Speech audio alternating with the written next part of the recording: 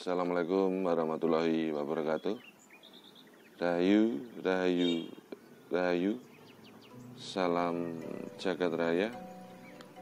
Oke lur, kali ini saya akan menyikapi atau menyanggupi permintaan dari dulur kita.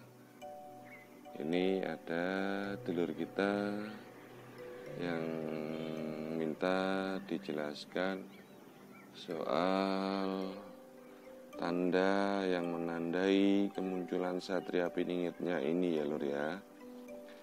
Terus yang permintaan yang selanjutnya, dulur kita meminta untuk dijelaskan, Bang, banyak orang yang meragukan bahwa satria piningit raja tanpa mahkota itu tidak mempunyai power. Apakah itu benar, Bang? Dan jelaskan secara detail. Oke lur ya, langsung saya sikapi. Untuk tanda yang menandai kemunculan satria piningitnya itu, yang pertama adalah terjadinya goro-goro ya lur ya. Adapun goro-goro ini terjadi pada bulan Maret atau April 2020 ya lur ya. Terjadinya goro-goro atau COVID-19 pada Maret atau April 2020 yang dampaknya cukup membuat keruwetan di jagat raya ini ya lur ya. Dampaknya cukup sangat membuat keruwetan di jagat raya ini ya lur ya. Dampak dari goro-goro COVID-19 ini ya lur ya. Jadi goro-goro ini jangan serta-merta dulur konotasikan demo dan lain sebagainya ya lur ya. Karena makna dari goro-goro itu cukup luas ya lur ya. Jadi yang jelas goro-goro yang dimaksud atau salah satu tanda yang menandai kemunculan satria piningitnya adalah terjadinya goro-goro atau COVID-19 pada bulan Maret atau April 2020. Itu dampaknya sampai saat ini sangat membuat keruwetan di jagat raya ini ya lur ya. Terus tanda yang berikutnya adalah bencana alam ya lur ya. Sejak 2019 hingga Mei 2020, intensitas bencana alam di Nusantara ini sangat luar biasa ya lur ya. Jadi saya ulangi ya lur ya, untuk tanda berikutnya yang menandai kemunculan satria piningitnya adalah bencana alam ya lur ya. Dan sekedar dulur ingat kembali bahwa sejak 2019 hingga Mei 2020 intensitas bencana alam itu terjadi di Nusantara. Intensitasnya sangat luar biasa. Intensitas terjadinya bencana alam pada 2019 hingga Mei 2020, intensitas terjadinya bencana alam di Nusantara itu sangat luar biasa ya lur ya. Terus tanda berikutnya yang menandai kemunculan satria piningitnya adalah 7 gunung meletus ya lur ya. Adapun 7 gunung meletus ini diawali dengan Gunung Tangkuban Perahu. Gunung Tangkuban Perahu ini meletus pada September 2019 ya lur ya. Atau bulan 1 Jawa ya lur ya. Setelah Gunung Tangkuban Perahu meletus pada September 2019 atau 1 Jawa, disusul 6 gunung yang lainnya ya lur ya. Ini 6 gunung yang lainnya ini meletus secara bersamaan ya lur ya. Ini 6 gunung yang lainnya ini meletus pada bulan April 2020 atau bulan 7 Jawa menjelang bulan 8 Jawa 2020. Adapun 6 gunung yang meletus secara bersamaan, yang pertama adalah Gunung Krakatau, yang kedua adalah Gunung Merapi, yang ketiga adalah Gunung Ibu. Dan yang keempat adalah Gunung Semeru. Yang kelima adalah Gunung Kerinci. Yang keenam Gunung Dukono. Keenam gunung ini meletus secara bersamaan pada bulan April 2020 atau bulan 7 Jawa 2020 menjelang bulan 8 Jawa 2020. Adapun tanda berikutnya yang menandai kemunculan Satria Piningitnya adalah intensitas terjadinya fenomena alam yang luar biasa ya lor ya. Jadi sejak 2019 hingga Mei 2020 intensitas fenomena alam yang terjadi di Nusantara itu sangat luar biasa ya lor ya. Fenomena alam yang paling bisa menandai kemunculan Satria Piningitnya adalah munculnya lintang kemukus pada bulan April atau Mei 2020 dan munculnya bintang pari pada April atau Mei 2020. Sudah sangat jelas ya lor ya. Jadi sejak 2019 hingga 2020 fenomena alam yang terjadi di Nusantara itu terjadinya intensitasnya sangat luar biasa.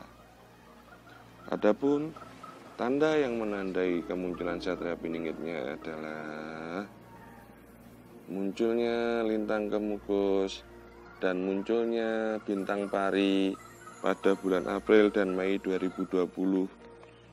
Itu adalah salah satu tanda yang menandai kemunculan Satria Piningitnya ya lor ya.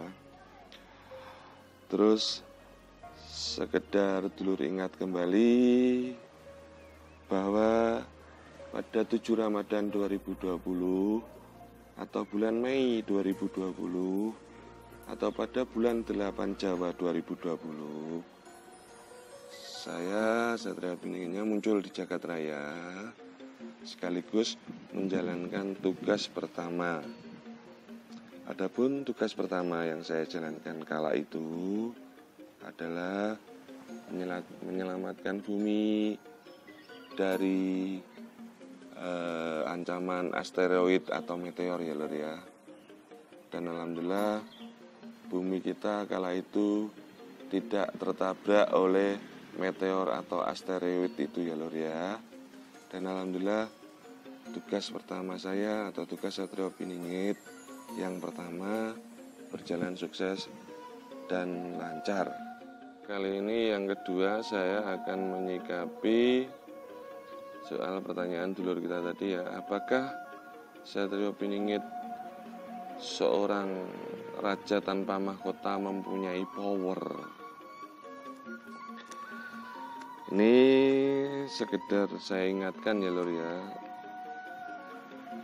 Jangan meremehkan kekuatan rakyat jelata ya lor ya, meskipun hanya seorang ya lor ya.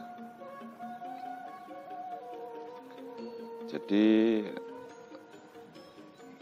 sudah sangat terbukti ya lor ya bahwa beberapa tahun silam fakta itu membuktikan kekuatan atau power rakyat jelata itu mampu merobohkan kekuasaan seorang raja.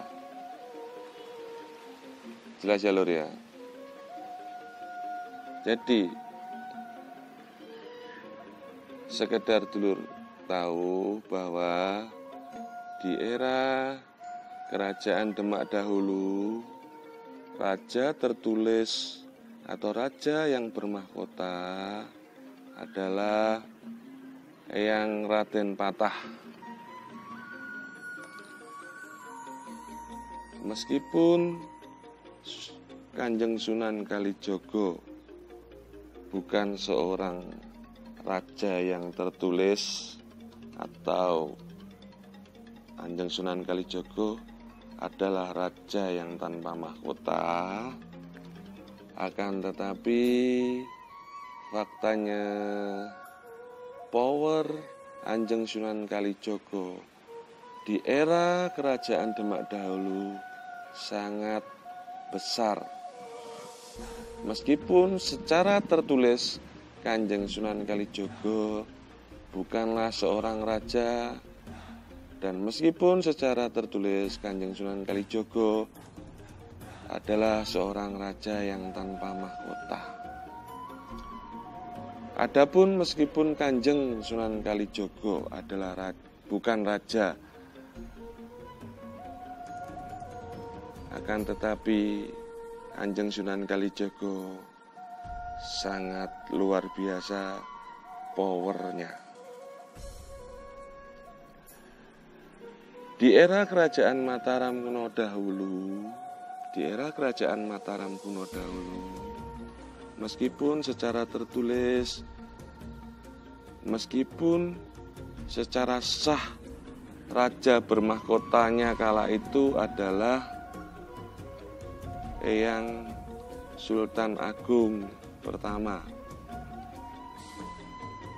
Akan tetapi meskipun Kanjeng Sunan Kalijaga bukan raja yang tertulis dan bukanlah raja yang bermahkota, akan tetapi Kanjeng Sunan Kalijaga kala era kerajaan Mataram kuno dahulu powernya sangat berpengaruh. Dan sekedar dulur tahu lagi, di era kerajaan Majapahit, Eyang Kyai Bodronoyo atau Eyang Sabdopalon, meskipun secara tertulis bukanlah seorang raja, meskipun Kyai Semar Bodronoyo atau Eyang Sabdopalon, meskipun secara tertulis bukanlah seorang raja ataupun bukanlah raja yang bermahkota, akan tetapi Kyai Bodronoyo atau Eyang Sabdopalon itu mempunyai power yang besar di era kerajaan Majapahit dahulu. Saya ulangi lagi ya lur ya. Meskipun secara tertulis kala itu Raja Majapahit bukanlah Kyai Bodronoyo atau Eyang Sabdopalon. Meskipun Kyai Bodronoyo atau Eyang Sabdopalon kala itu bukanlah raja, akan tetapi Eyang Sabdopalon atau Kyai Bodronoyo meskipun bukan raja, akan tetapi Eyang Kyai Bodronoyo atau Eyang Sabdopalon powernya sangat luar biasa di era Majapahit dahulu. Jelas ya lur ya. Kyai Bodronoyo atau Eyang Sabdopalon adalah raja tanpa mahkota, akan tetapi powernya cukup luar biasa di era Majapahit dahulu. Oke lur ya, sudah jelas ya lur ya. Kalau sudah jelas, saya kira cukup sekian. Saya mohon maaf apabila ada kata-kata saya yang kurang sopan. Saya juga mohon maaf apabila ada kata-kata saya yang kurang berkenan. Sudilah untuk dimaafkan ya lur ya. Saya hanya hamba Allah yang penuh salah dan dosa. Akhirul kata, wassalamualaikum warahmatullahi wabarakatuh. Rahayu, rahayu, rahayu. Salam jagat raya.